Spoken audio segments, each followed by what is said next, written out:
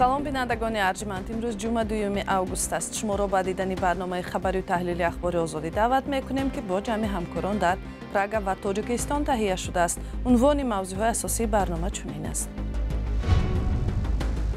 поёни 288 рӯзи зиндони Алсу Қурмашова, хабарнигори радиои озодӣ ва бозгашт ба Амрико.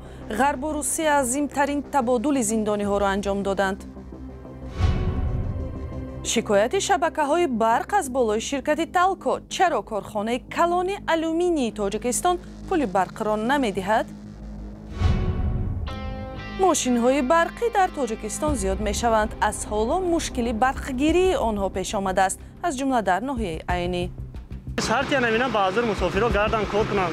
Як гала мошина такси адушаме биёд, ҷон нест, заряд монад. 288 рӯз дар ҳабс ва озодии таърихӣ.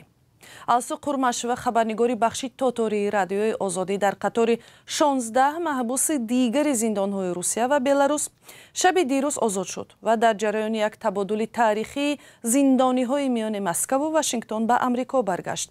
ҳамроҳ бо Алсу инчунин хабарнигори нашрияи амрикои Wall Street Journal Эван Гершкович ва сарбози собиқ Пол Вилан ҳам озод шуданд. ҷузъиёт дар гузориши Тоҳири Сафар. фуруд дар шаҳри Анкараи Туркия, муомилае ки пас аз ҷанги сард дида нашудааст. имрӯз Пол, Эван, Алсу, Владимир, се шаҳрванди Амрико ва як дорои ҳаққи иқомати Амрикоро ба хона овардем. дар байни раҳошудагон хабарнигорон Эван Гершкович, Алсу Қурмашова аз Радиои Озодӣ, Пол Вилан, сарбози собиқи Амрико ва Владимир Карамурза дигар андеши рус ҳастанд. дар ин муомилаи пинҳонӣ ки бештар аз як сол идома кардааст, 24 зиндониро табодул карданд. 16 нафарро ба ғарб баргардонданд, 8 нафар зиндонии русро аз Олмон, Лаҳистон, Норвегия ва Словения ба Русия. ҷо Байден ки дар иҳотаи хешовандони амрикоиҳои боздоштшуда буд, гуфт ки ин муомила як шоҳкори дипломатия ва дӯстӣ буд. чанд кишвар барои ин кор кӯмак карданд. онҳо бо дархости ман ба як музокираи душвор печида пайвастанд. одами асосӣ дар феҳрасти Русия Вадим Красиков як қотили маҳкум шуда дар Олмон аст. Вилан соли 2018 дар Москав боздошт шуд ва ӯро бо гуноҳи ҷосусӣ ба 16 соли зиндон маҳкум карданд. худаш ва Амрико ин иттиҳомотро беасос номиданд. Эван Гершкович, хабарнигори Wall Street Journal, низ бо айни иттиҳом 490 рӯзро дар боздоштгоҳ сипарӣ кард, агарчи гуфтааст иттиҳом дурӯғи маҳз аст. Алсу Қурмашова, хабарнигори бахши Тотории Радиои Озодӣ 10 моҳ дар зиндон буд ки Русия радиоро созмони номатлуб ва маъмури хориҷӣ ном мебарад. кор барои хабарнигороне ки мо мегирем бисёр хатарнок аст. онҳо воқеан дар ҷабҳаи аввал ҳастанд ва ҳамеша ҷонашонро дар хатар мегузоранд. бо он ки аъзои оилаву тарафдоронашон озодии наздиконашонро ҷашн мегиранд, Русия ҳамчунон расонаҳои мустақилро ҳадаф гирифта ва мардумро аз ҳаққи гирифтани хабарҳои дурусту воқеӣ маҳрум мекунад. дар Тоҷикистон идораи шабакаҳои тақсимоти барқ корхонаи алюминии Талкоро барои напардохтани беш аз 30 миллион сомонӣ ё $3 миллион қарзи нерӯи барқ ба додгоҳ кашидааст. ин хабар дар ҳолест ки ширкати Талко бе ин ҳам дар муқоиса бо дигар корхонаҳои саноатӣ нерӯи барқро арзонтар аз дигарҳо дарёфт мекунад. баҳси додгоҳи иқтисодиро ҳамкоронам Алишер Зарифӣ ва Шаҳлои Абдулло гузориш медиҳанд. шабакаҳои тақсимоти барқ корхонаи алюминии Тоҷикистон Талкоро барои напардохтани 37 миллион сомонӣ қарзи нерӯи барқ ба додгоҳ кашидааст. дар додгоҳи олии иқтисодӣ ба Радиои Озодӣ гуфтанд, шабакаҳои тақсимоти барқ даъво дорад ки Талко бояд маблағи истифодаи барқро ки ҳанӯз аз соли 2020 мондааст бисупорад. дар мурофиаи судӣ дастхат баррасии парвандаро мутаин кардем. дар мурофиаи судӣ бозӣ шудам. дар марҳилаи аввале ки омодасозӣ буд, талабот гузоштанд ки бинобар ба мавқеъи созиш баррасии парванда ба дигараш таъин карда шавад. ба ҳамин хотир ҳозирам ба роҳбарияти ҳамин шабакаҳои тақсимоти барқ иваз шуда сабаб пеш овардан ҳамин мувофиқаи созиш тавали ба даст намода. тафсилоти бештар дода нашуд ки шарту шароити созиши ҷонибҳои баҳс чӣ будааст. дар додгоҳ гуфтанд, чун қарори ниҳоӣ набаромадааст, наметавонанд дар ин бора тафсилоти бештар диҳанд.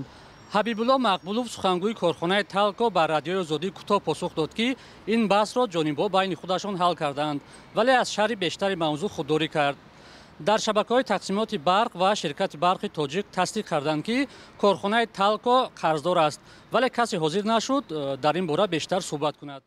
баҳси напардохтани пули барқ аз сӯи ширкати талко дар ҳоле садо медиҳад ки вазорати энержӣ ва захираҳои оби тоҷикистон ин ширкатро яке аз калонтарин қарздорҳо эълон карда гуфтааст, қарзи талко аз ҳисоби барқ беш аз 490 миллион сомониро ташкил медиҳад. талко нерӯи барқро нисбат ба дигар корхонаҳои саноатӣ ва аҳолӣ арзон дастрас мекунад. арзиши 1 киловатт-соат нерӯи барқ барои корхонаҳои дигари саноатӣ 70,35 дирам, барои аҳолӣ 30,75 дирам, вале барои корхонаи талко 18,6 дирам пешбинӣ шудааст. талко бузургтарин корхонаи саноатии кишвар аст ки ба истеҳсолу содироти алюминӣ машғул аст. қаблан вазири молияи тоҷикистон гуфта буд ки корхонаи алюминии тоҷикистон талко дар баробари 6 корхонаи дигар кори худро дар соли 2022 бо зарар ҷанбаст кардааст.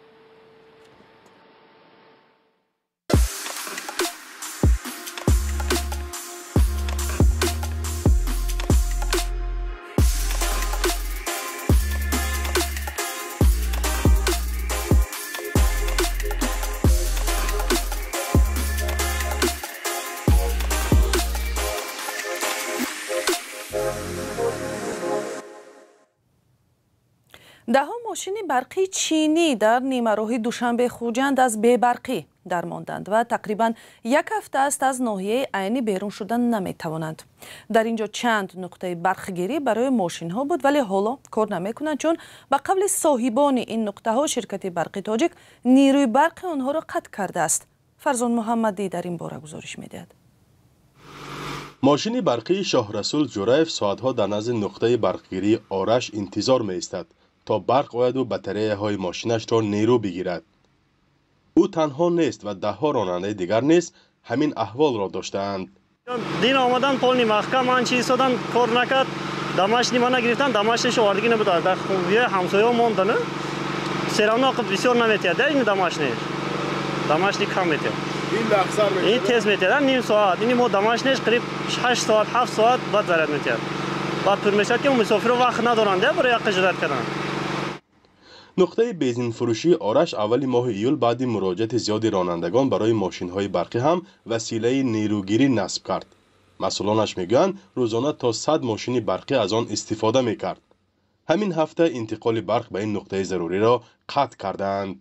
اونها میگن که شرطنامه نداره، تو من شرطنامه ما هست. ما 240 کیلووات اجازه‌نامه داریم. اجازه‌نامه گرفتیم. ما 15-20 روز کار کردیم. یگان گپ نشد. یگان گپ هم نزدن، شرطنامه نیست گفته. کار کردیم حاضر باشد، سویت خاموش کردن، درست شد. سویت نداریم. این وضع را نقطه سوزشواری روسنفت هم داشته است، ولی شرکت برق تاجیک موقتا به آنها اجازه کار دادند. با وجود این نوبت در اینجا هم زیاد است. مقامات سبب قطع نیروی برق را چنین شرح می‌دهند. طلب کردن سند قاعده ویرانگی کردن باید حتما شرطنامه داشته باشن که شرطنامه نداره. اول در منطقه پنجکیم بود بعد جمعیت شبکه‌های تقسیم شدن بعد مدت همچنین شرطنامه ندارن. مالکان نقطه‌های فروش قوه برق میگویند که این شرح مسئول شرکت برق تاجیک اساس ندارد. رانندگان امیدوارند که مشکل هر چه زودتر حل شود. خواهش ما که سرتی نمی‌بینن به حاضر مسافرها گردن کار کنن. به جایی که خواهند با منزلش رسن. تاکسی ها همینجا می‌بینن. ولی نیم ساعت دیگه است هنچی اوچرت میشه همینجا. یک گل ماشین تاکسی دوشنبه میاد جون نیست زریات مونه میگردن همینجا ورا. ماشین‌های برقی در تاجیکستان سال به سال زیاد می‌شود و حالا سالانه هزاران نوع از این ماشین‌ها را از چین وارد می‌کنند. به گفته متخصصان ساحه، چنین ماشین‌ها در راه‌های تاجیکستان تاب‌آور نیستند و اگر 280 کیلومتر راه را طی کنند، هنگام بازگشت ممکن است به مشکل دچار شوند. قوه نقلیات برقی در راه‌های کوهی زیادتر صرف می‌شود. برای همین در گوشه و کنار تاجیکستان نقطه‌های برقی برای ماشین‌های برقی نصب شده است. نقطه‌هایی که حالا ظاهراً احوال خوبی ندارند. فرزان محمدی، رادیو آزادی، ناحیه عینی. کشورهای آسیای مرکزی بودجه بخش نظامی خود را افزایش می‌دهند. قزاقستان، قرقیزستان و تاجیکستان تنها در سال 2023 برای بهتر کردن اقتدار نظامی خود قریب 2 میلیارد دلار خرج کردند. ترس از نیزاهای داخلی، ناآرامی در مرز یا جنگ در اوکراین چی مقامات این کشورها را وادار می‌کند که خراجات نظامی خود را زیاد کنند؟ در این باره گزارش نوبتی ما. ازبکستان و ترکمنستان حجم خراجات نظامی خود را پنهان می‌کنند، اما خرج نظامی قزاقستان و قرقیزستان و تاجیکستان در سال 2023 در مجموع 1 میلیارد و 800 میلیون دلار حساب شده است. این رقم‌ها را پژوهشگاه تحقیقات مسائل صلح استکهلم نشر کرده است. بنا به اطلاع رسانه‌ها سال گذشته قزاقستان نصف مجموع محصولات داخلی خود را، تاجیکستان 1% و قرقیزستان 0.5% مجموع محصولات داخلیش را به ارتش و نیروهای حربی خود صرف کردند. با نوشته صدای آمریکا، قزاقستان برای بخش نظامی خود امسال 9% بیشتر مبلغ گذاری کرده است. ازبکستان هم به این بخش 260 میلیون دلار مبلغ زیادتر اختصاص داده است. حکومت‌های آسیای مرکزی آشکار از نقشه تحکیم اقتدار نظامی خود میگویند. شوکت میرزیویف اعلام کرده بود که تا سال 2030 ارتش ازبکستان زمانوی و صاحب بهترین اسلحه خواهد شد. رهبر ترکمنستان در یک جلسه اخیر به وزارت دفاع این کشور سپارش داد که آمادگی حربی را تقویت بخشد. قسماً اینجا گپ سری نفوذ است. رهبران خودکامه نمایش سلاح‌های گران ارزش را دوست می‌دارند. ما می‌بینیم که در گشت نظامی هر سال مقامات ترکمنستان سلاح‌های نو و مهمات جنگی از چین، اروپا و از کشورهای دیگر را نمایش می‌دهند. این تمایل در تمام آسیای مرکزی دیده می‌شود. سبب چیست؟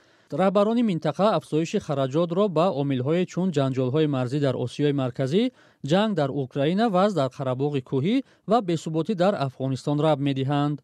لئونارد پیتر پژوهشگر منطقه میگوید رئیس جمهوران در آسیای مرکزی شاید انگیزه‌های دیگری هم برای تقویت دادن بخش دفاعی خود دارند. پس از درگیری در مرز قرقیزستان و تاجیکستان در سال 2022 رهبران این کشورها هم آشکار از نقش تحکیم اقتدار ارتشی خود گفتند.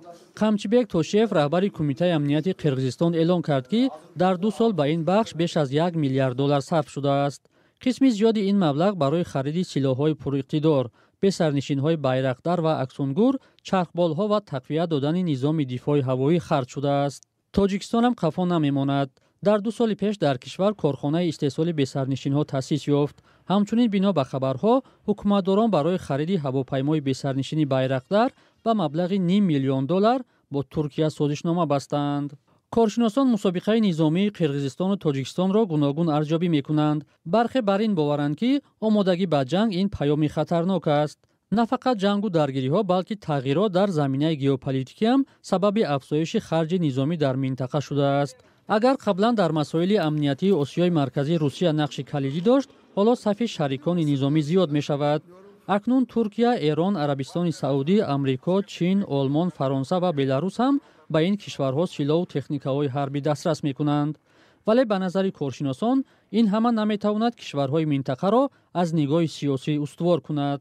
اگر حکومت‌های آسیای مرکزی نیرو و مهمات حربی را کلید ثبات کشورهای خود می‌دانند و به مسائل اصلاحات سیاسی توجه کم می‌کنند، پس آنها را پیامدی ناگوار انتظار است. وی از حادثه‌های ینوری سال 2022 در قزاقستان یادآور می‌شود که نشان داد سرمایه‌گذاری چشمرس به ارتش هم نتوانست به ترتیبی‌ها را پیشگیری کند. در گزارشی صدای آمریکا گفته می‌شود ساکنان منطقه‌های ناآرام افزایش سرمایه‌گذاری به ارتش را مهم می‌دانند، ولی از حکومتداران می‌خواهند برای حل مشکلات اقتصادی و اجتماعی هم به قدر کافی مبلغ گذاری کنند. و یادآور می‌شویم مشتزنی تاجیک давлат болтаев дар бозиҳои олимпии париж дар мусобиқоти бокс дар вазни то 92 кило ба даври нима ниҳоӣ роҳ ёфт ва рӯзи якшанбе 4 август рақобаташро идома медиҳад. ин хабарҳоро аз радиои озодӣ метавонед пайгирӣ кунед. дар ҳамин ҷо нашри имрӯзаи барномаи мо ба охир мерасад. сипос барои ҳамроҳиятон то ин лаҳза, вале хабару матолиби бештар аз ин дар вебсайти мо ҳамеша дастрас аст ozodi.org. ҳамчунин саҳифаҳои радиои озодӣ дар шабакаҳои фейсбуку телеграм, иксу инстаграм ва тиктоку ютубро пайгирӣ кунед то бехабар намонед. худо нигаҳбони шумо.